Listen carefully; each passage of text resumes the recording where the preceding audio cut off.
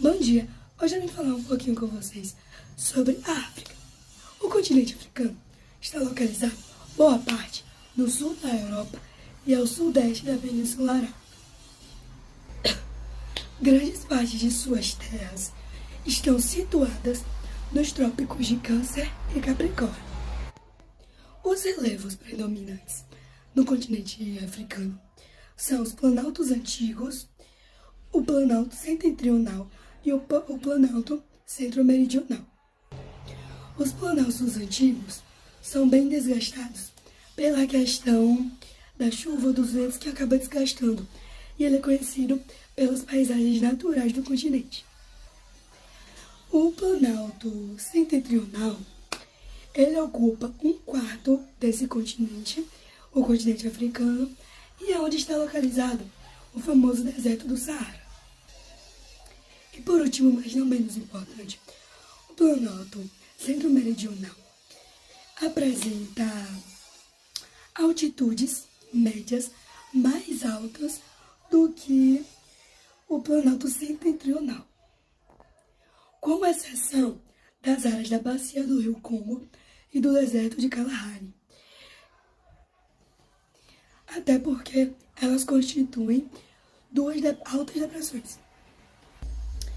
Falando um pouquinho agora de hidrografia do continente africano, nas regiões de altitudes mais elevadas desse continente, nascem os principais rios africanos. O rio Orange ao sul, o Níger ao oeste e o Nilo e o Congo são ambos na central. Essa questão dos rios africanos, por muitos e muitos séculos, garantiu a prática de agricultura e pecuária para seus povos nativos. E em ênfase, assim, queria falar um pouquinho, como diz aqui, que era, para ser mais relevante, os povos egípcios. Há milhares de anos atrás, eles usavam esses rios, para área de cultivo de trigo e de alimentos.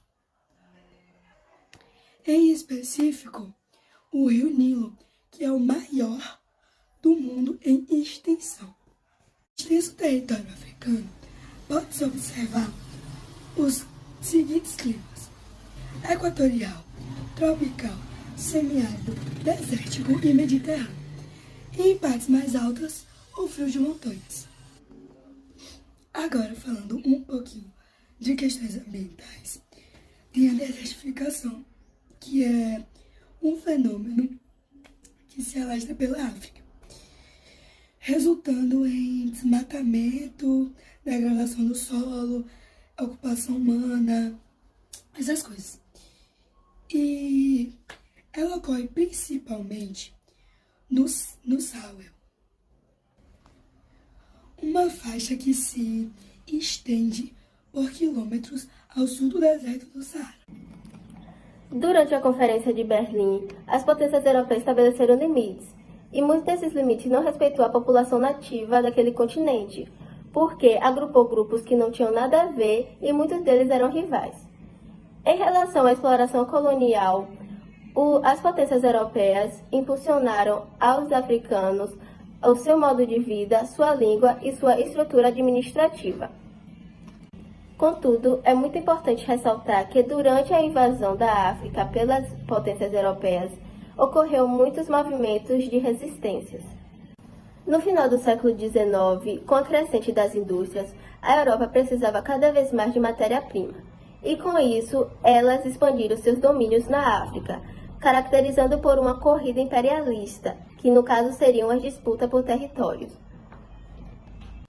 Contudo, é muito importante ressaltar que durante esse processo de invasão da África pelas potências europeias, tiveram vários movimentos de resistências, o que geraram genocídios, mas nenhum desses movimentos de resistência foram capazes de impedir a Europa, pois o seu principal objetivo era a facilitação do escoamento dos produtos das colônias. As disputas pelas etnias foram aumentando, gerando cada vez mais guerras civis e visando o controle político. E dessa forma, sobretudo na África subsaariana, ainda encontramos nos dias de hoje muitos conflitos armados. E falando um pouco sobre a região subsaariana, ela é um território localizado no deserto do Saara, habitada principalmente por povos negros, além de diversidade de países, essas porções territoriais. E a África também encontra-se os países com piores índices de desenvolvimento humanos do IDH e alto nível de fome crônica. Então, hoje eu vou falar um pouco sobre a regionalização da África. Então, podemos perceber também que tem dois tipos, que são elas a islâmica e a subsaariana. Então, agora eu vou falar um pouco sobre o norte da África. Então, a extensão de terras limitadas ao norte pelo Mar Mediterrâneo e o nordeste pelo Oceano Atlântico, compreendidas em suas maiores partes pelo nordeste do Saara, constituiu o chamado norte da África. Essa subdivisão do território africano é formada por países de maiores, árabe e islâmica. Aí agora vem Argélia, Tunísia, Marrocos, Líbia e Egito. Alguns são incluídos também como Mauritânia, Sudão do Sul e Saara Ocidental são algumas vezes considerados parte da região devido à sua localização geográfica. Agora eu vou falar um pouco sobre as sub-regiões da África, Magreb e Sahel. Se estiver errado, me corrigem. As sub-regiões da África incluem o Magreb e o Sahel, que são áreas distintas e geograficamente próximas, mas com características e desafios diferentes. Magreb. O Magreb é uma sub-região do norte da África que inclui países como Marrocos, Argélia, Deserto do Saara e Mauritânia. Caracteriza-se pela sua proximidade ao Mar Mediterrâneo e ao Deserto do Saara. A cultura árabe e islâmica desempenha um papel fundamental na região e a língua arábiga é predominante. Então, falando ainda pela regionalização da África, então, ainda temos a África Ocidental, que inclui países na parte oeste da África, como Nigéria, Gana, Senegal e Mali.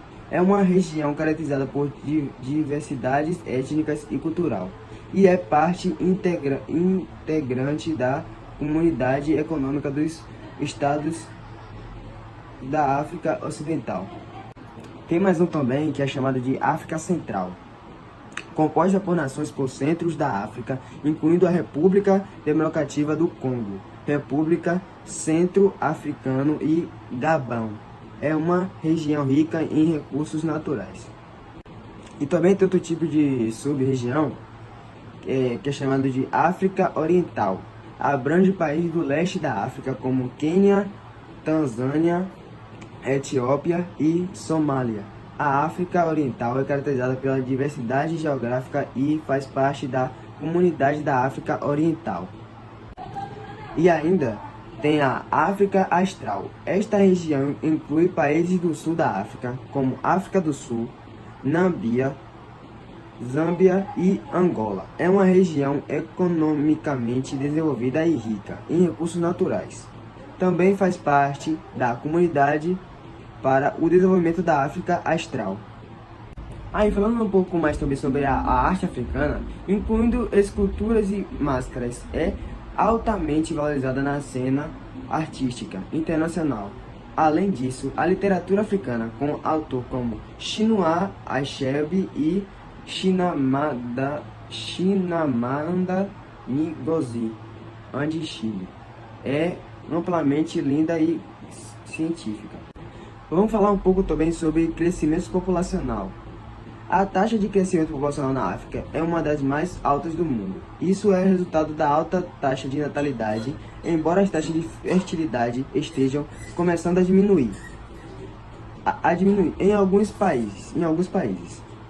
O rápido crescimento populacional é um desafio para o desenvolvimento sustentável. Agora, um pouco da religiões, né? Religiões que veio da África para o mundo todo.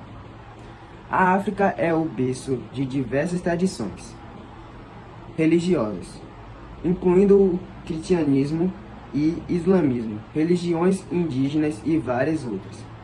Crenças espirituais. A religião desempenha um papel fundamental na vida de muitas comunidades africanas e é frequentemente entrelaçadas com práticas culturais tradicionais. Então, falando um pouco agora sobre a linguagem da cultura africana no mundo. Há mais de 2.000 línguas faladas na África, o que representa uma grande diversidade linguística. As línguas africanas abrangem várias famílias linguísticas, como as línguas afro-asiáticas, nigero-congolesas e nilo-saarianas. O Swahili, o Hausa, o Iorubá e o árabe estão entre as línguas mais faladas no continente. Então, ainda falando um pouquinho da cultura africana no mundo, a música, tem uma música que é muito conhecida aqui também, que é o reggae e o jazz, que influenciou a música global que veio da arte africana para o mundo todo, global. Então, sobre a população e condições de vida na África, a gente vai começar falando sobre a distribuição e crescimento. A África é o segundo continente mais populoso do mundo, com uma população de cerca de 1,3 bilhões de pessoas, dados até 2021. A distribuição da população é desigual, com densidades significativas mais altas nas áreas costeiras e nas barragens férteis. Então, agora eu vou falar um pouco sobre a saúde e condições de vida na África, que também envolve a saúde. A saúde é muito precária lá na África, né? Que muitas regiões têm sistemas de saúde subdesenvolvidos e falta de acesso a cuidados médicos de qualidade é um problema muito sério lá na África, que tem doenças que podem ser curadas, mas não tem os médicos específicos para curar essas certas doenças. E tem doenças como malária, HIV, AIDS e tuberculose. Continuam sendo desafios de saúde públicos com várias partes da África. Organizações e governo trabalham para melhorar a infraestrutura de saúde, ampliar o acesso ao tratamento e prevenir a propagação de doenças. Então, problemas da fome na África. Nós sabemos que na África é muito difícil lá uma alimentação saudável ou qualquer alimentação que faz bem para a saúde. E a fome lá é significativa devido a secas que tem lá e conflitos, pobreza e falta de alimentações nutritivas. Alimentações nutritivas são alimentações saudáveis e de boa qualidade que na África não tem. E organizações internacionais e governos estão trabalhando para combater a fome por meio de programas de assistência de alimentação e desenvolvimento agrícola. A África na economia mundial, apesar de enfrentar dificuldades econômicas e históricas e ser continente com maior número de países em desenvolvimento e menos desenvolvidos, a África registrou o crescimento nos últimos anos. Os três maiores economias africanas são Egito, Nigéria e África do Sul. E o Egito e a África do Sul são países mais industrializados do continente africano. Na porção ocidental da África encontram-se as principais plantagens, nas quais cultivam o cacau, o amendoim, óleo de palma e algodão. Na África, grande parte desses recursos minerais são explorados por transnacionais, já que, em geral, os países africanos não têm tecnologia e nem capital para realizar a extração. A partir de meados do século XX, com o desenvolvimento da indústria petroquímica no continente, o petróleo ganhou mais destaque. E atualmente esse recurso é muito relevante na economia africana. A China é uma grande importadora de petróleo subsaariano enquanto os países norte da África exportam óleo em grande quantidade para a Europa.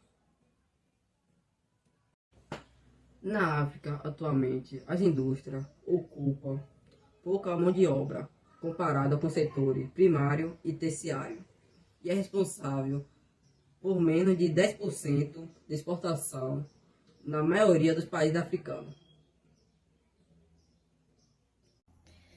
Falando com vocês agora um pouquinho sobre o espaço rural e urbano do continente africano, a gente fala um pouquinho sobre o espaço rural, que não muito diferente de outros lugares. Na África, o pessoal que trabalha com agricultura, com essa questão da alimentação, é sua principal fonte de renda, ou de muitos, sua única fonte de renda.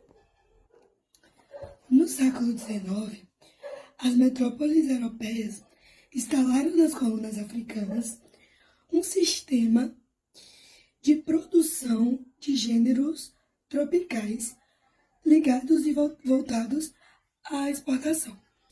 Então, no caso, era uma demanda do mercado externo por espécies vegetais oleaginosas, como o dendê e o amendoim, muito utilizados nas fábricas europeias na época, e na iluminação pública, postes, etc., das cidades.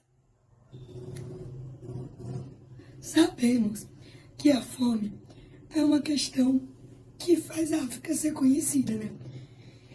E apesar de movimentar a economia, a agricultura comercial não contribui para diminuir o problema da fome nesse continente. Atualmente, a insegurança alimentar assola diversos países que podem ser classificados de acordo com o Índice Global da Fome, que é calculado com base os 3 indicadores, sendo eles pessoas desnutridas, proporção de crianças abaixo do peso e mortalidade infantil. Em 2018, pouco mais de 40% da população africana vivia no espaço urbano, mas projeções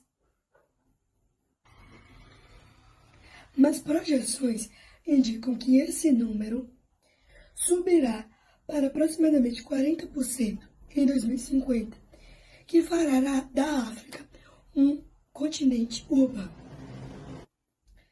Dos países que formam o norte da África, Líbia é o mais urbanizado, apresentando uma taxa próxima a 80%.